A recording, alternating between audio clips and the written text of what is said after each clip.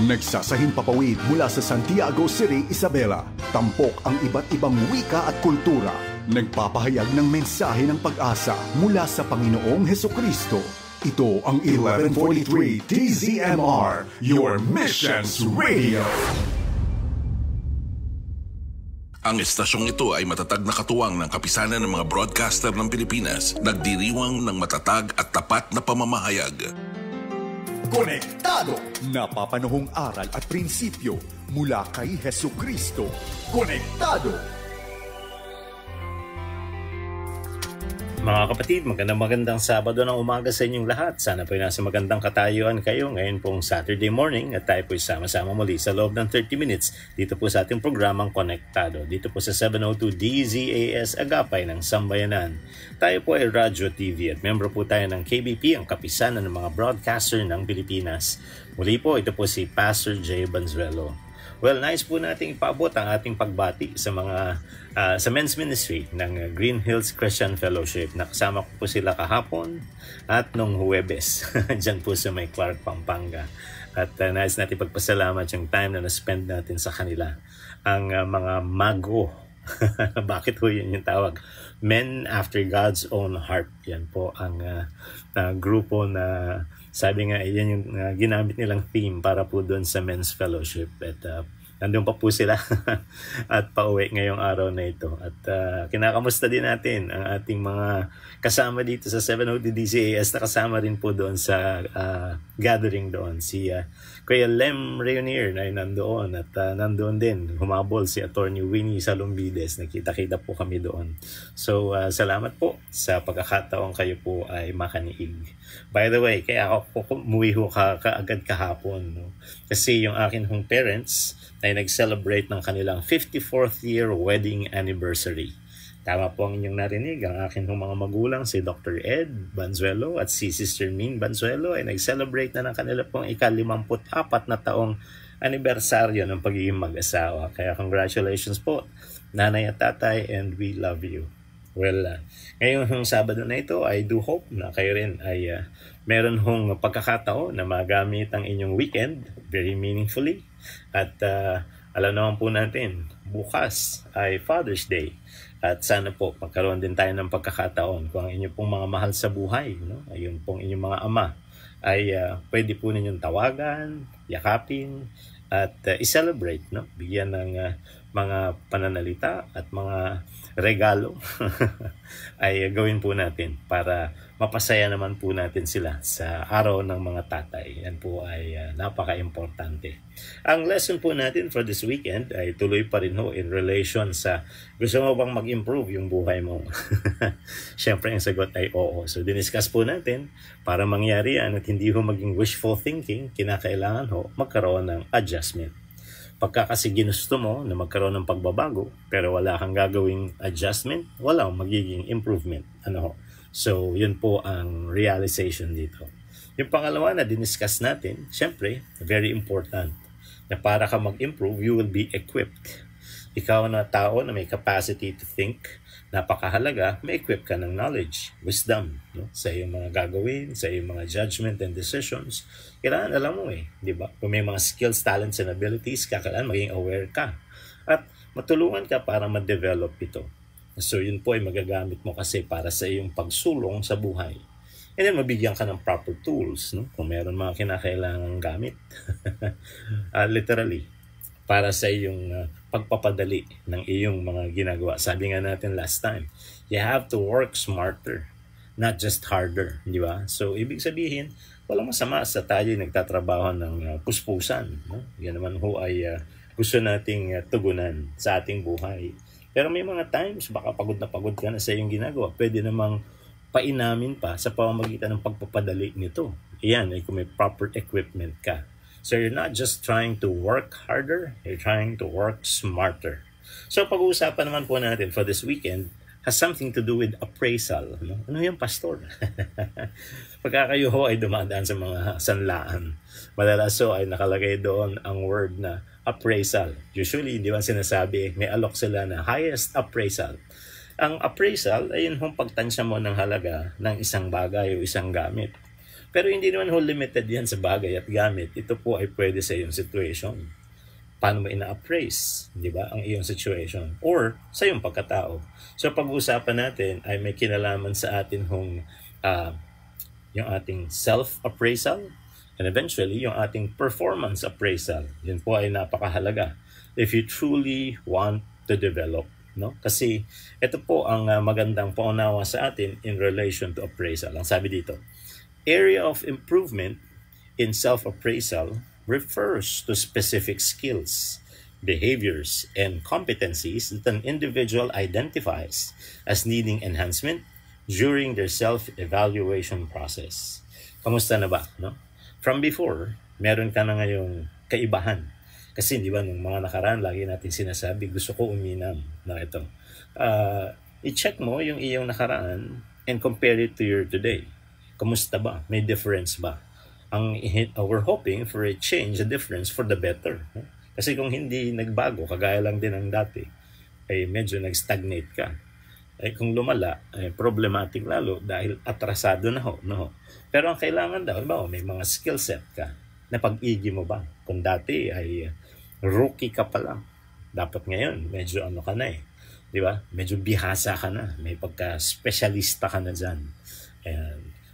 Pagdating naman sa behavior, kung yung pag-uugali mo dati ay immature, kamusta naman ngayon? Nag-develop na ba ng sense of maturity? Because that entails and proves improvement.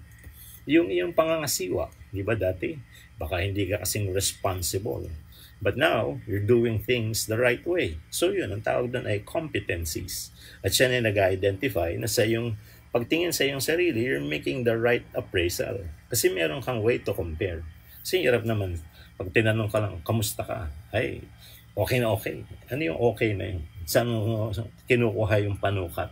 Pakiramdam lang ba? Yan ba may kinalaman din ba sa makikita mong pag-angat ng iba't ibang aspeto ng iyong buhay? Kasi napakahalaga po na yun ay may kinalaman sa atin hong pag-inam. Ano ho? Yun po. Now, inclusive ng atin hong binasa ay ito. This may include aspects such as communication, time management, or technical skills. Recognizing these areas help individuals set targeted development goals and create actionable plans for personal and professional growth. So, ang binabanggit ko dito, ito po ay kamusta ba ang ating pag-improve din sa ating communication, no? Dito sa ating programa. Madalas natin pinag-uusapan yung pag-improve sa ating pakikipag-usap. Atin hong tinalakay yung 3 factors in communication. Ano ho yung tone of voice, vocabulary, at yung atin hong gestures or non-verbal behavior when we communicate. Because it matters. Dito rin po ay nagpapakita ng ating improvement. Kamusta ang pangangasiwa mo ng oras? Ikaw ba'y pabaya pa sa iyong pag-observe ng time? No? Kasi hindi lang ho yung oras ang pinahahalagahan natin. Yung mga dapat matugunan at yung mga tao na umaasa rin ho doon sa pagganap mo ng mga bagay-bagay o pagtugon mo at pagdating mo sa oras. Pag hindi mo yun iniisip, you may be not mindful and responsible sa iyong interaction with others at sa iyong ginagawa. So, dapat magkaroon ka na ng proper appraisal ng iyong sarili. Ako ba ay umiinam? Yeah, dapat umiinam na. Kasi nag-move forward na yung oras at nagkaroon na ng movement ng iyong buhay. Dapat pasulong. No? Kasi ang goal natin ay makita ang ating sarili. Kamusta na ba tayo? Napapalapit na ba tayo dun sa target? Kaya sabi ko sa inyo dati, goal setting is very important. No? Kasi pag hindi, kalat-kalat buhay, minsan paikot-ikot, sabog, sabi nga nila. Pag meron kang goal, may target ka sa buhay, well, nasusukat mo ang sarili mo. Malapit pa ba ako? Malapit na ba ako sa goal ko o malayo pa? At nagkakaroon ka ng sense of urgency. Yan yung kinakailangan kong gawin. Tututukan mo para yung aking inaambisyon, pinapangarap na aking inihain sa Panginoon, magkaroon nga ng pagkaabot, no? Pagkasakatuparan. Kung ano yung dapat tutugunan po natin. So it's very important. Now, meron akong magandang nabasa. No? Itong verse na ito is from Lamentations chapter 3 verse 40. Well, very obvious, yung lament sa Tagalog ay panaghoy. Ay isang uri ng emosyon na meron hong matinding pighati. At bakit hindi mamimighati? Nahirapan ho mga Israelita ng mga panahong ito. Kaya nga nung dinocument ito ni Prophet Jeremiah, talagang kitang-kita niya yung kabigatan ng inabot ng mga Israelites. Ang malaking tanong, ba't nagkaganon? Well, ang isang bunga yan ng kanilang pagtalikod sa Diyos, yung hindi sila sumunod sa kanyang instructions. At ang naging consequence o yung naging resulta ay yun nga ho, nagkaroon ng peligro sa kanilang kalagayang pambuhay. Ngayon, ito ho yung verse. Let us examine our ways and test them, and let us return to the Lord. No? Pagka ina-assess mo yung situation mo, tingnan mo, nung panahong okay ako, bakit okay yan? Ano ba yung mga ginagawa ko na nagpaayos at nagpainam ng aking sitwasyon? At nung ako'y lumalapit sa Diyos, yan okay. Nung lumayo ako sa Kanya at gumawa ako ng desisyon taliwas sa Kanyang kalooban, nagkapalpak-palpak. So, pag inassess mo na ganun, gusto mong uminam palalo, bumalik ka dun sa tama. Ayusin mo. Lagay mo sa dati. At yung mga Israelites, they were able to realize that nung in-examine nila, sinukat nila, sinubok ang mga bagay-bagay, napatunayan nila they were in their best situation under the leadership and governance of God. So nung nagkapalya-palya, yun yung layo sila sa Panginoon. So ang hamon nila, let us return to the Lord. Manumbalik tayo sa Panginoon. Alam nyo, napakahalaga pagka meron kang tamang appraisal sa sarili. Ano bang mga siguro panukat, halimbawa pagkatao. Ito lang, gamitin lang natin yung simpleng ginagamit. Mga teachers, ginagamit din ito basically sa pag-evaluate natin ginagamit. Poor. Pag poor, mababa. Bagsak. Marginal, ayan iba yan. Parang sabit lang. Nasa pagitan ng papasa ng kaunti, parang pasang awa. Satisfactory, yan. Mas mainam. Very good. Yan, maganda. At mataas na ang antas. Excellent. Yan yung pinaka-optimum. Yung pinaka-hangganan ng best mo na ibigay mo na. So, pag alam mo kung ano yung kalagayan mo at kung hindi mo naman lilinlangin pa yung sarili mo at dadayain mo pa ang iyong way to evaluate yourself, edi tanggapin mo kung nasaan ka ba talaga. Kung one aspect ay okay, i-maintain mo. Kung pwede pang hatakin pa akyat, why not? No? Kasi yun naman ang point ng buhay. No? Ang gusto natin is improvement. Hindi naman masama. Sabi nga natin last time, when we desire improvement, it does not necessarily mean pangit yung situation ng buhay mo. It's maybe na okay naman yung kasalukuyan, pero nakita mo meron pang nilalaan ng Panginoon na next level for you. So you would like to take up the challenge and go there. No? At makita mo yung pwede pang pagdalhan ng Panginoon sa iyong kalagayang pangbuhay. On the other hand, possible din yung sinasabi natin kanina. Pumalya nga yung buhay mo at hindi maganda yan. You don't want to be stuck up sa negative situation na yan. You want to escape that. Pero ano gagawin? There has to be some kind of change para magkaroon ka ng improvement. Malagay ka na sa maayos at magandang sitwasyon ng buhay. So remember, dapat makita mo rin, kamusta ba ako? No? Maging honest ka. Paano mo ina-appraise yung sarili mo? Ano ba ang iyong life performance? Andun ba sa poor? If you're poor yan, iakyat mo. Marginal lang ba? Akyat mo pa. Satisfactory na. Pwede pa. Akyat mo, very good. Hanggang sa maging excellent. Yun. Mahalaga yun. Yung excellence does not mean you're perfect. Wala naman magiging perfecto dito sa mundo. Pero you can be at your best. Yun yung pinakamaganda din. Kung ano yung pinagkatiwala ng Panginoon sa'yo, ininvest sa buhay mo. Binigay ng mga pagkakataon at binigay na panahon. Kinakailangan you're able to utilize all those things to the best possible level. Di ba? Yun nga yung excellence para sa atin. Pero, kailangan din naman ng tamang pagtansya.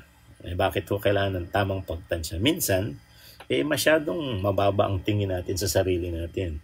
Kung may high appraisal, meron pong low appraisal. Paano yung low appraisal sa sarili? Marami na ako nakaka-interact na tao. Minsan, babanggit. Bakit pa kailangan na pag-aralan yung mga bagay na yan? Wala namang mararating ang buhay ko Hanggang dito na lang. Bakit pa magpapagod? Ayan. Low appraisal. Wala nang hope. Wala nang, sabi nga natin, eagerness para pa tingnan na ang buhay. Mayroon bang pwedeng kalagyan na mas maganda at may inam. Ano pa? May pangalawa. Yung pangalawa, minsan naman, tatanungin ka. Sa tingin niyo po ba, Pastor? May maganda pang mangyayari sa buhay namin. May kahihinatnan pa ba kami? Nag-uubos pa kayo ng panahon at ng inyong lakas para kami ay turuan. Yun, no? Parang iniisip nila, parang sayang lang yung laway ninyo, yung effort ninyo at yung inyong panahon sa amin. Low appraisal yun. Bakit? Hindi mo nakikita na yung possibilities, as much as it's available for others, it's also available for you. Bakit? Nag-iisip ka rin, may kapasidad ka rin, may mga nilagay din ng Panginoon na kakayahan sa iyong buhay. May pagkakataon din pwedeng mabuksan sa iyo. Kaya lang pag yung starting point mo, meron kang low appraisal of self, minsan that's what causes you to hesitate and allow yung mga opportunities to pass you by. Iba yung generosity. Itong pagkakataong ito pwede ko naman kunin, pero pagkakaloob ko sa iba, okay. Pero pag pinapalampas mo yung mga pagkakataon sa'yo, dahil hindi mo nakikita ang sarili mo na bagay doon, o kaya hindi mo kaya, baka mamaya nagre-reklamo ka, bakit wala akong ibinibigay na pamamaraan para ako'y uminam. Meron Kaya lang dahil masyadong hesitant ka, tatakot, nag-aalinlangan sa kakayahan ng Diyos o maging sa iyong sarili, then nangyayari, hindi natin napanghahawakan. We're not able to really secure yung pagkakataon na para sa ana ay makita na natin ng magandang kalagayan. Meron akong picture dito, hindi ko lang may pakita sa inyo kasi photo Pero yung pusa, nananalamin. Yung reflection niya, ang tingin niya ay leon siya. O ito, Romans 12:3. Don't think more highly of yourself than you ought to. Think with sober judgment. Di ba? Ito naman yung kabaliktaran. Kung mayroong low appraisal, mayroong false appraisal. Ano yung false? Yung mali. Sobrang taas ng tingin sa sarili, pero hindi pa naman siya yun. Ayan. So, kailangan yung tamang pag-istima. Dahil yung tamang pag-istima, malaki maitutulong para kung ano yung mga bagay na dapat mong tugunan sa iyong buhay, ano yung mga bagay na mainam na sa iyong buhay, nalalaman mo. At hindi naman ito yung false humility na ang galing-galing mo na Hindi, wala talaga akong alam Ako wag na ganun, pabalat bunga pa Ito na lang. Kung halimbawa gusto mong maging humble, ang sabi ng definition natin, nakuha natin to kay Tom Holliday, ginamit din natin yan sa ilang mga materials natin on humility. Be at your best. Kung ano yung pinakamainam, ikaw pinakamagaling, sige, be at your best. But have the heart to serve. Di ba? So magaling ka. Pero magkaroon ka ng puso para gamitin yan sa kapurihan ng Panginoon at ipaglingkod sa mga tao. So yun, napakahalaga. Now, ang self-appraisal ay makakatulong para, yun nga, makita mo kung ano yung dapat tugunan sa iyong buhay at saan mo pa pwedeng dalhin yung iyong katayuan. Kasi halimbawa, kung tingin mo, hindi okay na ako. Ngayon, madalas na kalaga ng tao, hindi okay na ako. Ganito naman ako pinanganak. Ay, totoo naman, may mga bagay sa ating buhay na hindi natin mababago. Pero may mga bagay sa ating buhay na pwede pa nating tugunan ng mga, kung tawagin natin, pagkatsaga, pag-i-improve. Otherwise, kung ganun lang, di ba? Makikita nyo, hindi na ituturo sa Biblia yung resilience, pagsusumikap, pagtitiis, patience. Hindi na ituturo yung mga ganun. Wala nang concept ng breakthrough. Bakit? Okay na lahat, ganyan-ganyan na lang. Hindi. Meron tayong dapat na tamang pagtansya. And if you are now currently ay nasa mababang level, you aspire for betterment. And then have a good appraisal of your life condition. Di ba? Nandito na ako. Mas mainam na to kaysa sa dati. Mas okay nga ngayon. And you will hear a lot of people testifying to that. Dati, iniisip nila, hanggang dito na lang. Then they took on yung challenge na binigay ng Panginoon. Di ba? And grabbed hold of the opportunities opened up by God. And what do you see in them? Nakita mo na ngayon yung kanilang difference. Nakita naman nila din ngayon yung ginhawa, yung bunga ng pagpapagal na yun. So, napaka-importante niyan. Meron akong nakita from John Wooden. Meron siyang sinabi, without proper self-evaluation, failure is inevitable. Pag wala daw yung tamang pagtansya at panansya sa sarili, ang pagpalpak, garantisado. Bakit? Siyempre, hindi mo ngayon inaalagaan yung iyong kalagayan at kapakanan. So talagang ang pwedeng mangyari dyan, unti-unti, pasama na pala, hindi mo pa namamalayan hanggang pumalya na ng husto. At ang hirap ng ibalik sa katiwasayan at kaayusan ng iyong life condition. Bakit nangyari yun? Hindi mo sinuri. Hindi ka nag-evaluate. So once again, sabi ni John Wooden, without proper self-evaluation, failure is inevitable. No? So, yan ay nagdidelikadong kalagayang pangbuhay. At ayaw po natin na doon tayo mapalagay. No? So, kaya ang buhay ay sabi nga natin, there's a very big room for change and improvement. At yun ay hindi naman basta-basta, it does not come automatically. Itong mga bagay na ito comes with intention, effort, and it comes also in faith, di ba? Kailangan magtiwala ka sa Diyos, pero yun din, meron kang tutugunan, meron kang gagampanan, meron kang gaganapin. Yan po ay napakahalagang mga elemento if we truly want to have a different life condition, betterment. Yun ho ay gusto natin. So, para ho maging mainam, part of that is having yung tamang appraisal, yung pagbibigay halaga at pagtansya ng halaga ng iyong buhay, ng iyong mga pagkakataon at kakayahan. Maganda rin kung alam mo kung saan ka rin merong weak points. No? Kasi pag ina-appraise mo ang sarili mo, hindi naman ibig sabihin kailangan mong bulahin ang sarili mo na hindi naman yung tamang kondisyon ay paisip mo sa sarili mo na mataas na. Ano? Yan yung typical eh. Kung hindi maganda na dapat maganda pagtingin mo sa sarili mo pero ang baba-baba na yung appraisal, mali din naman yun. On the other hand, baka naman sobrang taas ng tingin mo sa sarili mo. Eh di, syempre, pagka ganun, iniisip mo, wala nang need to improve, no? Ayos na.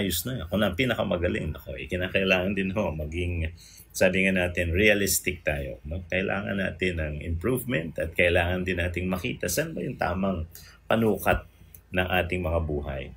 Kahapon, ang sabi, ang area of improvement in self-appraisal refers to specific skills, behaviors, or competencies that an individual identifies as needing enhancement during their self-evaluation process. So saan mo ba kinakailangang tugunan ang mga, sabi nga natin detalye ng iyong buhay? Kamusta ang iyong mga, di ba, pag-uugali? Ayan, nagbago na ba? Kasi dati nga, di ba? I think it was last month or 2 months ago, pinag-usapan natin ang maturity. Ang physical maturity comes naturally, pero ang spiritual maturity and character development, you make an effort to, di ba, para makafocus ka dyan. No? That's very important. So ito tatandaan natin. Hindi pwedeng manatiling immature tayo. Kasi pagka gano'n ng gano'n, hindi ko tayo magkakaroon ng tinatawag nating pagbabago sa pag-engage sa ating situation, pakikitungo sa circumstansya ng buhay at maging sa tao. No?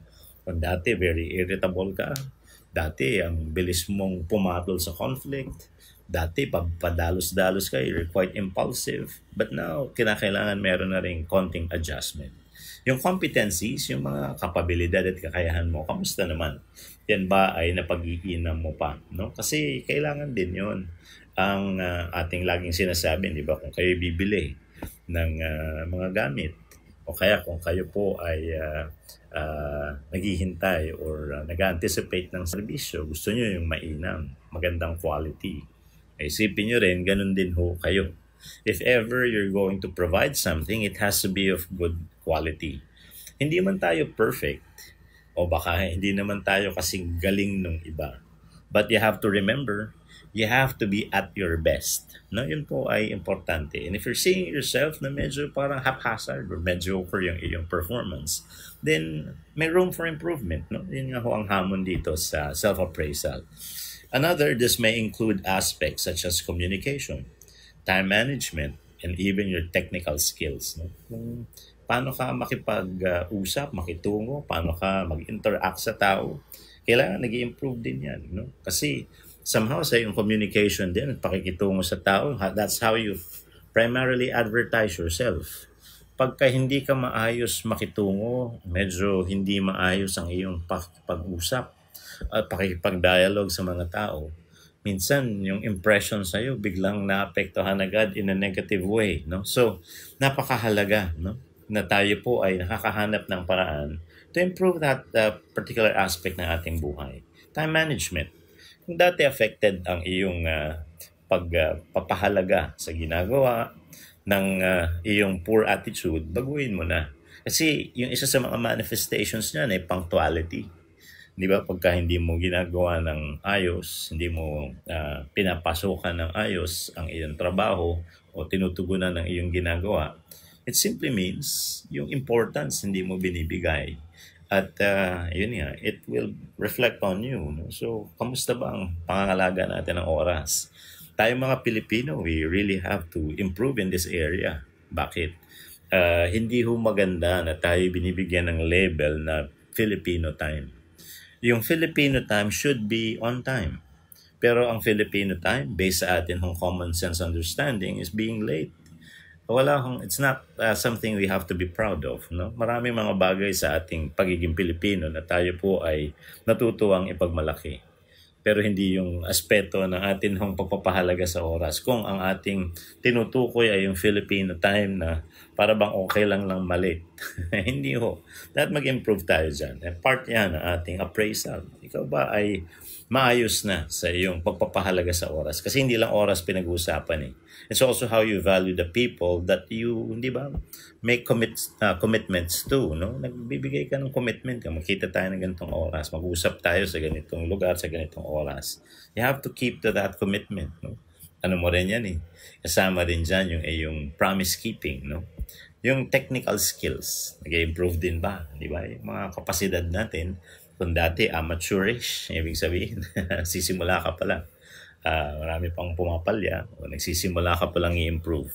But after many years, kailangan din siguro meron ng improvement. Medyo hindi ka na amateur, baka specialist ka na. Ayan. So kasama rin yan sa dahilan kung bakit mahalaga ang self-appraisal. At sabi nga natin kahapon, yung professional growth mo, personal growth mo, ay malaki ang kinalaman sa pag-angat ng iyong mga aspeto ng buhay. And you will discover na ikaw ay closer na sa iyong goal or ambition. Sabi nga natin, walang masamang mangarap, submit mo sa Panginoon yung iyong pangarap, at tingnan mo kung ito'y naayon sa kanyang kalooban, and if it is His will, no? Sa tamang panahon. At yan nga ay igagawa din ng Panginoon ayon sa kanyang kalooban.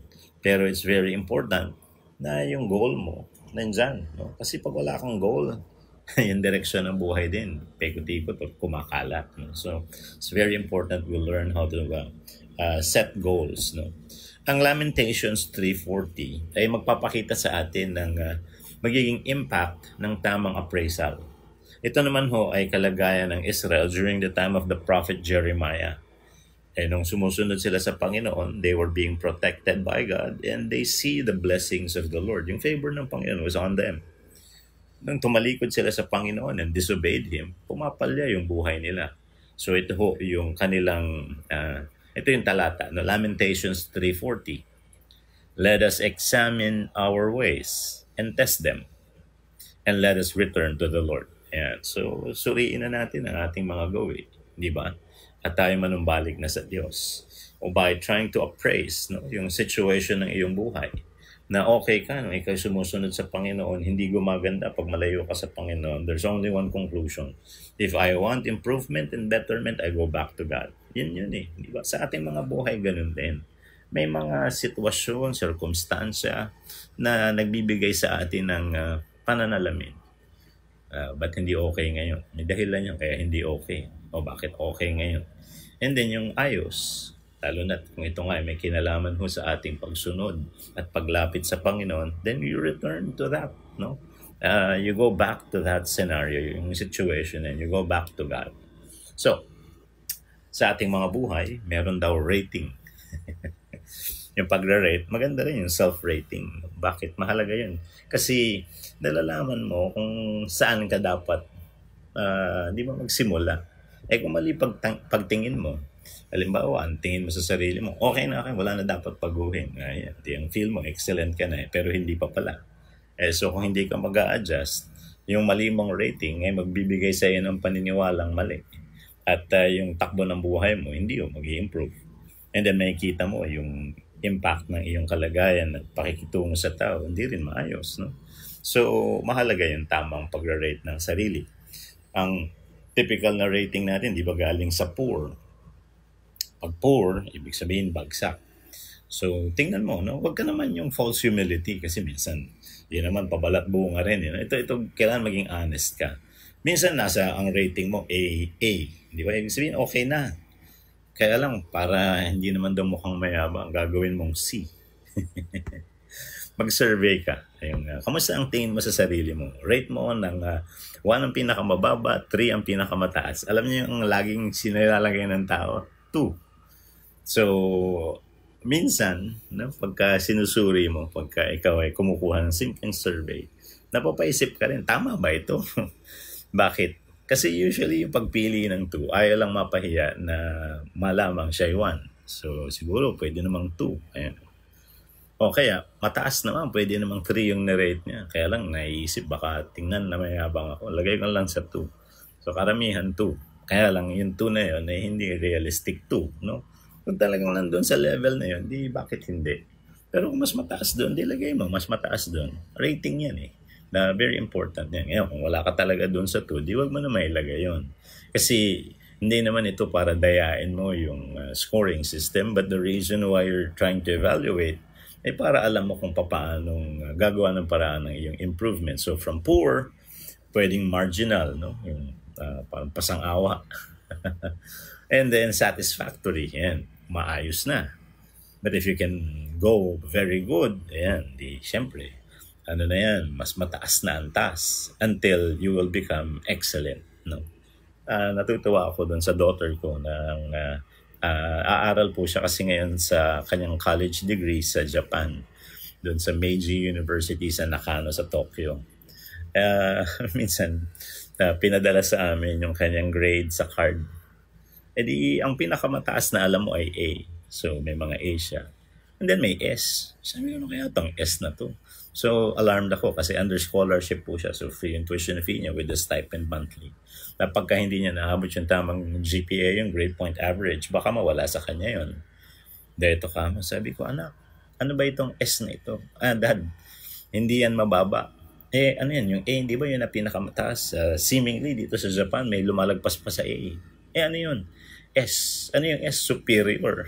So, sabi ko, okay. So, maganda pala yun. So, kung halimbawa na ikaw ay kaya mong iakyat sa excellent level, di ba? Hindi ka perfect, pero it is yung optimum ability mo. No? Na pag binigay mo naman, rewarded ka rin ng magandang outcome. So, yun din naman, self-evaluation. Sa Bible, ito nga yung sinasabi sa atin, when you're appraising yourself, you have to be honest. Ang Romans 12:3 is giving us this particular insight. Do not think more highly of yourself than you ought to. Think with sober judgment. No? Sukatin yung sarili mo na higit sa nararapat. Magkaroon ka ng tamang pagtansya. Na parang ganun. Sa paraphrase yung meaning sa Tagalog. Bakit? Minsan yung pagtansya masyado namang mababa. Wala akong kwenta, wala akong kakayahan. Kailangan ba akong mag-improve? Diba? Ayos na to. Kaya lang yun nga. Low appraisal yan eh.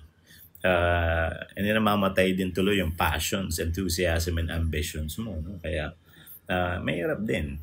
Dahil later on, iniisip mo, ano kaya kung sakali? Ayan, yung mga regretful comments, nangyayari yan. On the other hand, wag naman sobrang taas. Baka naman ang feel mo, ikaw na yung higit-higit sa lahat. Now, on the other hand, kung merong way to measure na talaga naman ikaw ay nakahihigit, then well and good. Pero hindi sanang mangyari na dahil ikaw ay magaling, nakahihigit sa iba, maging dahilan niya ng kayabangan. Kung hindi, ito sana ay maging daan na yung iyong kagalingan na yan ay i-maintain mo. Pangalawa, ay paggamit mo sa Panginoon. No? Kasi kapag ikaw ay maglilingkod sa Diyos with the best, di ba? Development na nangyari sa iyong buhay. When you serve God, you're giving the best. When you're serving people, you're serving using the best of your capabilities. Yung impact sa mga tao mataas. No? Yan yung proper stewardship. So, tamang pagtansya lang. No? Yan po yung naisin ipakita dito. So, sa life mo, kamusta ang iyong self-appraisal? Ano yung mga bagay na kinakailangan mo pang itaas? No? Anong mga aspects ng iyong buhay ang dapat mo pang i-improve? Kung landong ka na sa magandang level sa ibang aspects, then well and good. Maintain mo yan. Kung yung ibang aspects ay nade-determine mo mukhang hindi to ayos, no? Yan na. Magkaroon ka ng, kung tawagin natin ay sense of urgency na yan ay tutukan sa kalagayan ng iyong buhay. Now, ang sabi po ni John Wooden, no? Maganda yung kanyang paunawa.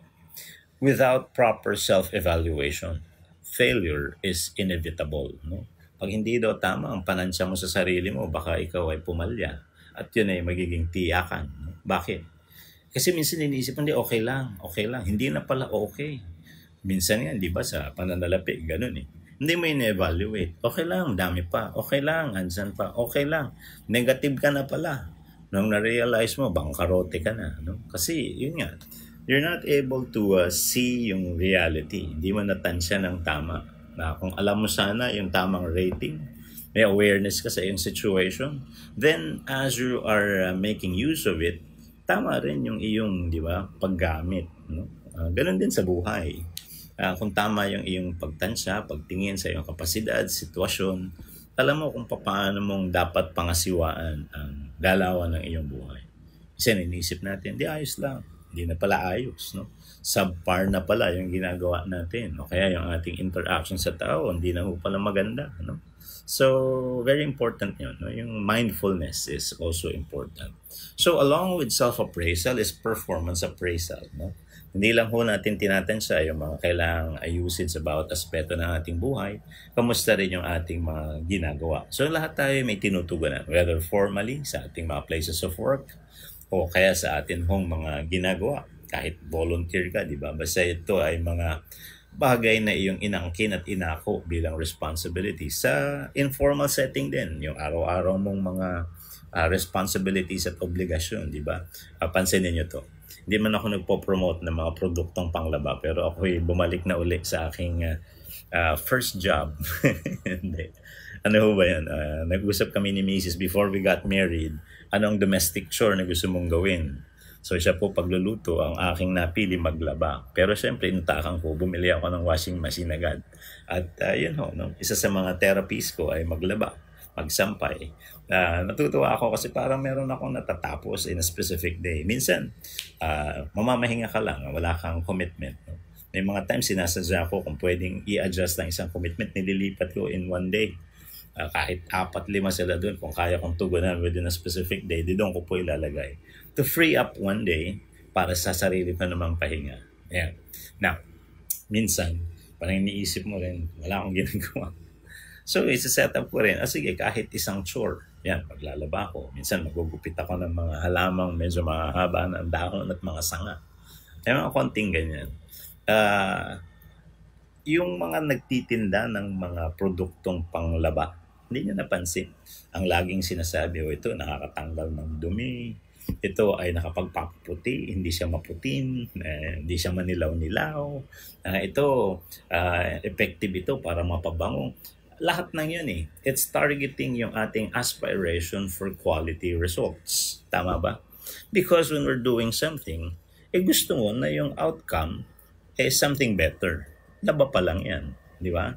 Ayaw mo na yung nilabahan mong madumi pag tapos mong mag-ubos ng panahon. Yung itsura, ganun din. Di ba? Yung amoy, ganun din. Gusto mo, merong change, yung betterment. Sa performance, it's like that. No? In simple tasks, ganun. In professional tasks, ganun din. Kasi tayo rin, nakakakita tayo ng sense of satisfaction. We like it when yung ginagawa natin provides improvement. No? So, kasi nakikinabang ang buhay natin. Now, this is a very good saying and I do hope you remember this. Ulitin natin ang 2 beses for everybody's sake. Ang sabi ko dito, ask yourself if what you're doing today is getting you closer to where you want to be tomorrow. Tanungin mo daw sarili mo, kung yun bang ginagawa mo ngayon ay nagdadala sa iyo papalapit sa gusto mong maging kalagayang pangbuhay bukas. Kasi kung yung ginagawa mo ngayon is not meaningful and it's not going to help you para dun sa iyong life improvement, palapit sa iyong goals, pag-isipan mo, bakit? Ano ba nangyayari at bakit nga ganon? So ask yourself if what you're doing today is getting you closer to where you want to be tomorrow. No? Yung Galatians 6:4 is a very interesting passage. By the way, yung mga taga-United Evangelical Church of Green Hills, yung Mary and Martha group, meron po kaming fellowship every Tuesdays ng umaga. Ako po ang kanilang Bible teacher. At katatapos lang namin last week, yung amin pong series on the book of Galatians. So, one chapter every week. And then, itong verse na ito is something very interesting and also something very inspiring. Ang sabi dito, each one should test his own work. Then he will have reason to boast in himself alone and not in someone else. Ano ba ang pinatutukuyan nito? Well, hindi ibig sabihin nito maging mayabang ka at mapagmataas. Hindi yun. Ang pinaka-point sa halip na ang iyong inaatupag ay yung pakialaman yung ginagawa ng iba, tingnan mo mabuti yung ginagawa mo at tugunan mo ng maayos para hindi na yung iba ang pinakikialaman ng buhay mo. Ayan, di ba? O ito, mga samples. Meron kang tinatrabaho, nangingialam ka dun sa iba. Yung kanya, tulungan mo siya, okay yun. Pero kung yung kanya na lang ang lagi mong tinututukan, napapabayaan mo yung sayo, I think that's wrong prioritization. Mag-train ka, magturo ka, that's, sabi nga natin, generosity. Pero gawin mo yung trabaho ng iba, yung iyo na pabayaan mo, that's neglect, no? So, kailangan din ng tamang pagtansya. Meron din akong isang nabasa. Maganda yung article na, I forgot yung author, pero maganda yung kanyang paunawa. Ang tao daw, mahilig tayo mag-compare. Dito naman sa ating session, lagi nating binabanggit yung possibility na tayo po ay naapektuhan ng comparisons. Number one, in a bad way. Bakit? Pag napansin mo yung iba, ang ganda ng takbo ng buhay, yung ikaw na pag-iiwanan ka, minsan it causes you panic and pressure. Ba't ganun? Ayan. Sana, ayan, talagang may pressure rin. No? Kaya kailangan din, mabalansin natin at matansya ng tama. Baka naman ang ending ay hindi na nakakabuti sa atin. Nadidihado tayo, naisip natin, walang kwenta buhay natin.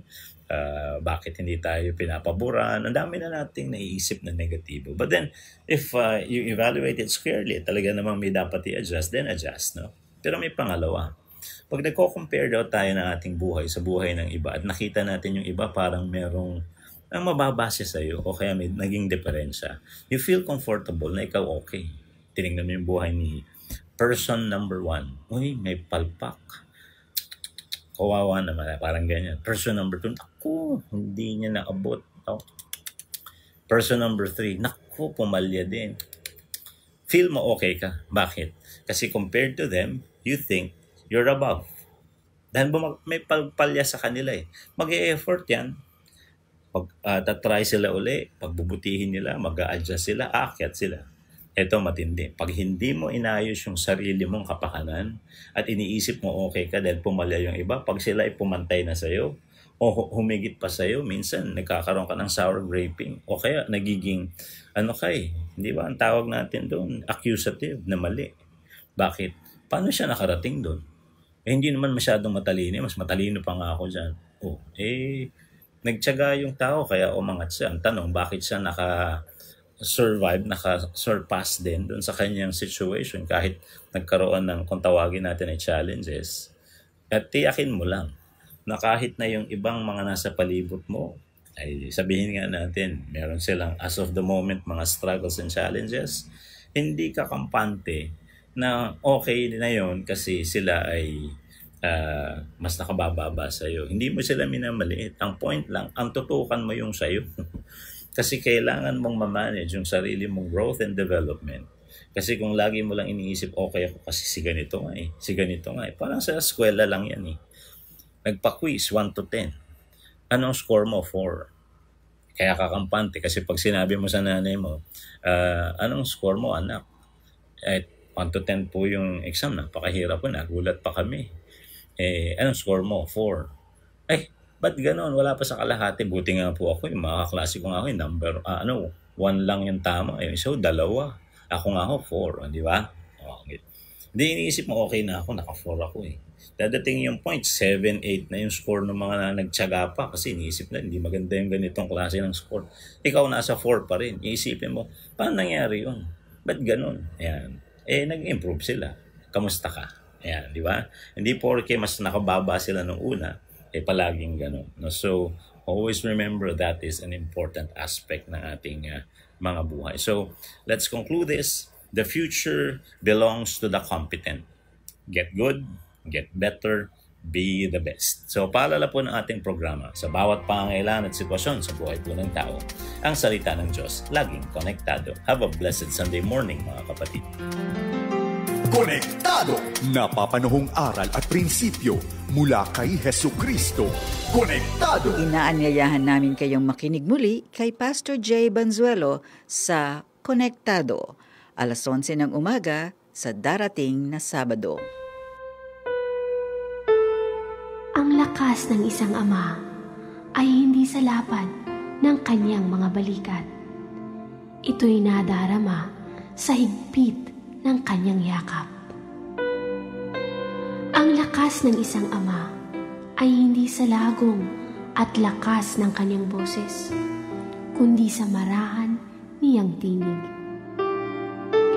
Ang lakas ng isang ama ay hindi sa dami ng kanyang mga barkada.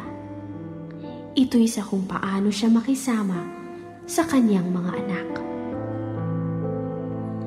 Ang lakas ng isang ama ay hindi sa kung paano siya tinitingala ng kanyang mga kaopisina. Ito'y sa kung paano siya ikinagalang sa loob ng tahanan. Ang lakas ng isang ama ay hindi sa kung gaano siya katindi sumuntok. Ito'y sa mapagmahal niyang haplos. Ang lakas ng isang ama ay hindi sa lago ng buhok sa kanyang dibdib. Ito'y sa laki ng puso na pag-ibig ang pintig. Ang lakas ng isang ama ay hindi sa bigat ng kanyang binubuhat. Ito'y sa kabigatang kaya niyang bathin. Ang lakas ng isang ama ay hindi sa dami ng babaeng kanyang pinaibig. Ito'y kung gaano siya katapat, magmahal sa kanyang nag-iisang kabiyak.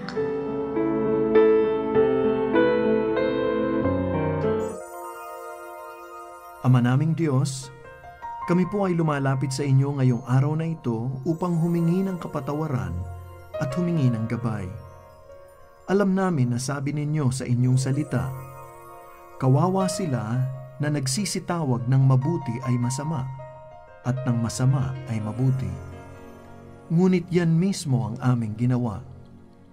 Nawalan na po kami ng espiritual na pananaw at nabaligtad na namin ang tama at mali. Inaamin po namin na yinurakan namin ang tunay na katotohanan ng inyong salita at tinawag naming pakikipagpalitan ng kaalaman at paggalang sa paniniwala. Pinapayagan namin ang pagsamba sa Diyos-Diyosan at tinawag naming kalayaan at kalinangan ng pagsamba. Pinahintulutan namin ang relasyon ng magkatulad na kasarian at pakikiapid at tinawag naming karapatang maging totoo. Pinagsasamantalahan namin ang mga mahihirap at tinawag naming loto, huweteng at game shows. Pinabayaan namin ang mga dukha at nangangailangan at tinawag naming magsariling sikap. Ginagantimpalaan namin ang katamaran at tinawag naming pagkalinga sa kapwa. Hinayaan namin na pagtayuan ng bahay ng di aming pag-aari at tinawag naming mga botante at informal dwellers. Pinatay namin ang sanggol sa sinapupunan at tinawag naming karapatan ng kababaihan. Pinatay at linigpit namin ang mga kriminal at tinawag naming hustisya. Hinikayat na magkahiwa-hiwalay at mawasak ang pamilya at tinawag naming mga bagong bayani.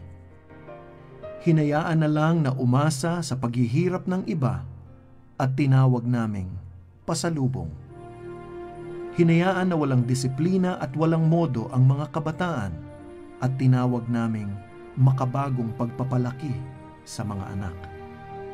Inabuso namin ang kapangyarihan at tinawag naming politika at pamamahala. Ninakaw namin ang salapi ng mamamayan at tinawag naming progresibong ekonomiya. Pinagnanasahan namin ang pag-aari ng aming kapwa at tinawag naming ambisyon sa buhay. Sinira namin ang kalikasan at tinawag naming kabuhayan. Dinungisan namin ang aming paligid ng kalaswaan, kahalayan at kababuyan ng laman at tinawag naming kalayaan ng pagpapahayag ng damdamin. Pinagtatawanan namin ang karunungan ng aming mga ninuno at tinawag naming mga makabagong kaisipan. Siyasatin mo kami, O Diyos, at alamin mo ang aming puso. Subukin mo kami at alamin mo ang aming mga pag-iisip. At tignan mo kung may anumang lakad ng kasamaan sa amin at patnubayan mo kami sa daang walang hanggan. Linisin mo ang bawat pagkakasala at kami palayain mo. Gabayan at pagpalain mo po ang mga kalalakihan at kababaihang hinalal ng bayang Pilipino na inyong itinalaga na pamunuan at pagyamanin ang dakilang bansang Pilipinas. Bigyan niyo po sila ng karunungan at kalakasang mamuno, manindigan, magpasya at manguna sa amin na naaayon sa inyong layon para sa aming bansa at magbigay dangal sa inyong pangalan. Hinihiling namin ito sa ngalan ng inyong anak na aming Panginoon at tagapagligtas, si Hesukristo. Siya nawa.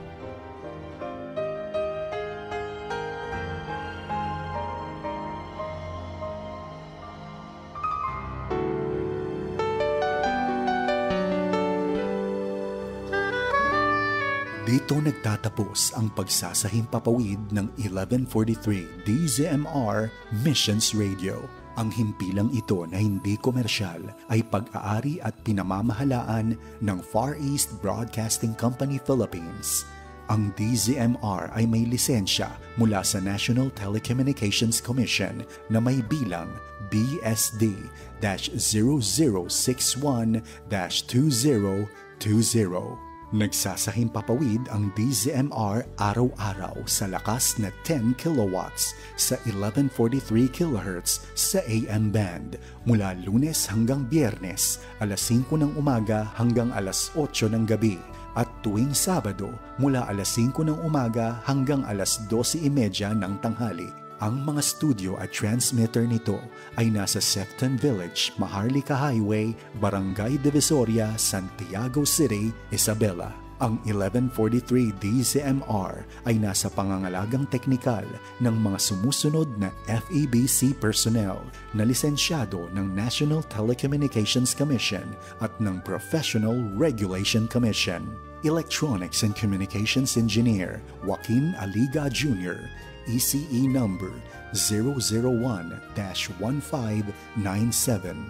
First Class Radio Operators John Mark Anthony Maguliado, NTC number 12-1PHN-26499 at Valentino Marcelino, NTC number 97-1TNCR-9994. Maraming salamat sa pakikinig. Ito ang 1143 DZMR Missions Radio. Mga kababayan, ang pambansang awit ng Republika ng Pilipinas.